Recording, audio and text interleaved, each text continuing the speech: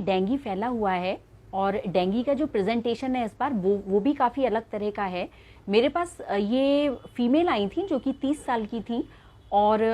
मेरे पास जब ये आई थी तो इनका ब्लड प्रेशर नहीं आ रहा था और जो दिल की धड़कन है वो भी बहुत नीचे की तरफ जा रही थी, अराउंड 40-45 ऐसे करके इनका हार्ट रेट आ रहा था जो कि नॉर्मल 70 से ऊपर होना चाहिए। और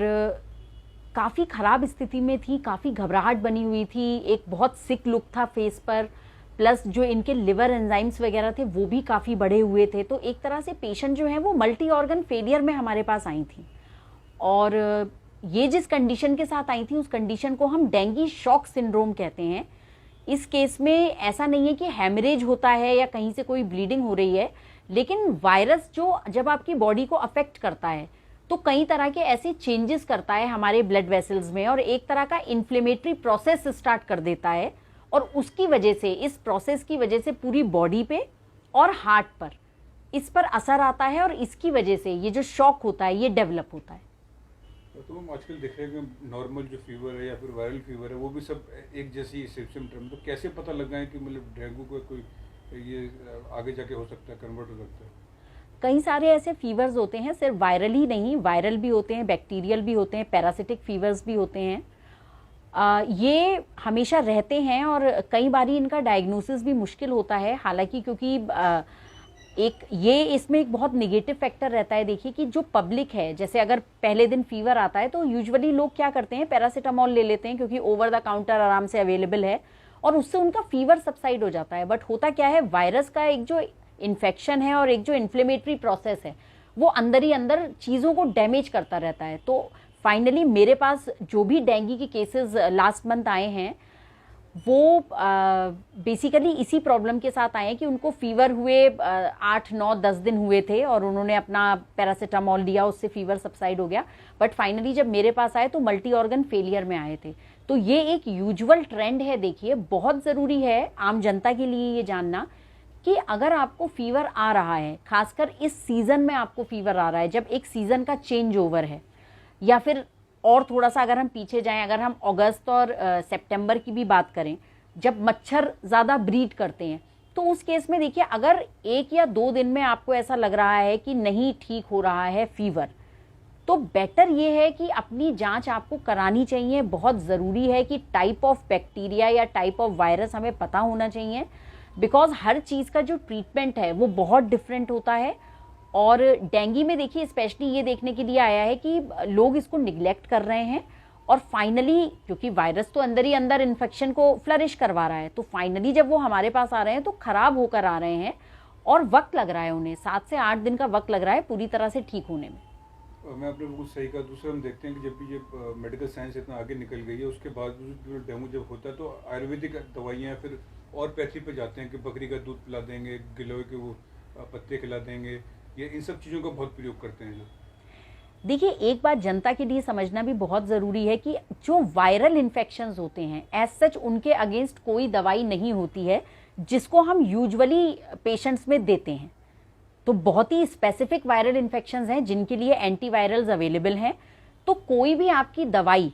वायरस के इन्फेक्शन को इस तरह नहीं रोकेगी, लोकल दवाइयाँ बिल्कुल नहीं रोकेंगी। वायरस के इन्फेक्शन में आपका मेन काम होता है पेशेंट की बॉडी को सपोर्ट करना, और ये एक बड़ा काम होता है। सुनने में ये वर्ड बहुत छोटा है कि हम पेशेंट की बॉडी को सपोर्ट कर रहे हैं, लेकिन इसमें एक ओवरऑल पेशेंट का मैनेजमेंट आता है जिसमें आपका वो स्टेज तक, आपको पेशेंट को उस स्टेज तक ले जाना है जब वो मल्टी ऑर्गन फेलियर से बाहर निकल आए। तो वायरस हमेशा कोशिश करेगा हमारे जो भी मेजर वाइटल ऑर्गन्स हैं उनको इन्वॉल्व करने की, और एक एक करके लिवर है, किडनी है, लंग्स हैं, सब इन्वॉल्व होते चले जाते हैं। तो फाइनली पेशेंट जो है उसकी लाइफ थ्रेटनिंग स्टेटस हो जाता है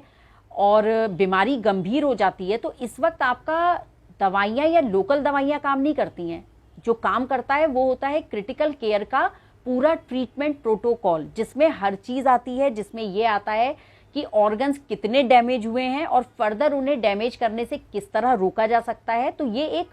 बहुत ही बड़ी अप्रोच होती है। इसीलिए हमने अक्सर देखा है कि कुछ लोग जिनकी जान चली जाती है पता ही नहीं चलता, बस यही हिस्ट्री होती है कि इनको फीवर हुआ था 20 दिन पहले या 30 दिन पहले, तेज़ फीवर आया था, उसके बाद किसी को नहीं पता कि क्या हुआ। तो ये जो हमेशा मैं इस बात पे स्ट्रेस करती हूँ कि किसी भी चीज़ का इवेल्युएशन, मतलब डायग्नोसिस बीमारी का बनना, उसको इवेल्युएट करना आपको कि किस किस अंग पे क्या प्रॉब्लम्स आ रही हैं, ये सारे काम करना, और एक सपोर्टिव बढ़िया केयर, क्रिटिकल केयर, ये सब इन चीज़ों में बहुत ज़रूरी होती है। अदरवाइज पेशेंट्स जो हैं वो सीरियस होते चले जाते हैं। तो मेरे पास ये जो पेशेंट आई थी 30 इयर्स की थी, और ये सीवियर हेडेक, वॉमिटिंग के साथ आई थी, एब्डोमेन में इनके काफ़ी दर्द था, कुछ भी ये ओरली एक्सेप्ट नहीं कर पा रही थी। जो इनके लिवर फंक्शन टेस्ट थे वो काफ़ी डिरेंज्ड थे, इनका यूरिन आउटपुट बहुत कम था, और इसके अलावा कई सारे लेवल्स पे जो हम अपने इन्फ्लेमेटरी मार्कर्स कुछ हम जो करवाते हैं वो सारे बढ़े हुए थे। प्लस लंग्स भी इनके इन्वॉल्व थे, जो लंग्स का बेसल एरिया था उसमें इनके इन्फिल्ट्रेट्स थे, मतलब जो एक प्रोसेस होता है मल्टी ऑर्गन डिसफंक्शन का, वो इनमें पूरा आ गया था, और एक तरह से मल्टी ऑर्गन फेलियर था, जो इम्पेंडिंग मल्टी ऑर्गन फेलियर था, जिसकी वजह से पेशेंट हमारी काफ़ी दिक्कत में आ गई थी। और इन सब के कारण, क्योंकि जब आप किसी बीमारी को निग्लेक्ट करते हैं तो फाइनली वो बीमारी आपके हार्ट और ब्रेन को भी चपेट में लेना शुरू करती है। तो हार्ट चपेट में था, जिसको हम एक सब क्लिनिकल मायोकार्डाइटिस की तरह बोलते हैं, और उस केस में इनका ब्लड प्रेशर भी नीचे जा रहा था, इनका दिल की धड़कन बहुत नीचे जा रही थी, हमें कंटिन्यूअस इंजेक्शन से दवाई चलानी पड़ी करीब 72 घंटे तक, तब जाके इनका जो हार्ट रेट है वो नॉर्मल मेंटेन हुआ। तो ये एक तरह से बहुत ही लाइफ थ्रेटनिंग कंडीशन थी। और अक्सर देखने में डेंगू पेशेंट्स में ऐसा आता है कि पेशेंट्स बुरी तरह से निग्लेक्टेड होते हैं, और जब तक वो किसी अच्छे क्रिटिकल केयर में पहुंचते हैं तब तक तो बॉडी को काफ़ी हार्म हो चुका होता है।